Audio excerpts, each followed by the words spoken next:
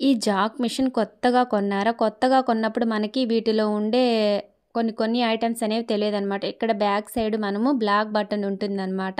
ఆ బటన్ నొక్కగానే మనకి power on అనేది అవుతుంది.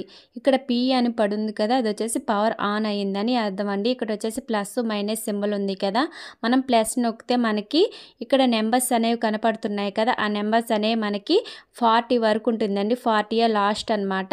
మనం 40 దగ్గరికి మనము ఎక్కువ స్టిచ్చింగు అంటే స్పీడ్‌గా ఇరగదీయాలి అని అనుకునే వాళ్ళకైతే 40 వరకు పెట్టుకొని స్టిచ్ చేసుకోవచ్చు. కానీ మనము నత్తలాగా స్టిచ్ చేయాలి అని అనుకుంటే మనం స్పీడ్ తగ్గించుకొని స్టిచ్ చేసుకోవచ్చనమాట. కొత్తగా కొన్న వాళ్ళకైతే ఈ మిషన్ అనేది స్పీడ్ పెట్టుకొని స్టిచ్ చేసుకున్నామనుకో ఏళ్ళు అనేవి బడ్జ్ అయ్యే అవకాశం ఉందండి. అందుకని చెప్పేసి మనము స్పీడ్ అనేది తగ్గించుకొని 20లో పెట్టుకొని స్టిచ్ చేసుకుంటే పోను పోను మనకి అలవాటైపోతుందనమాట. అప్పుడొచ్చేసి 30 పెట్టుకొని మనం స్టిచ్చింగ్ అనేది చేసుకోవచ్చండి. మినిమం 30 మీదే పెట్టుకొని స్టిచ్ చేసుకొని మిషన్ అనేది పాడవకుండా ఉంటుందనమాట. ఈ వీడియో నచ్చితే like and subscribe. Thank you for watching.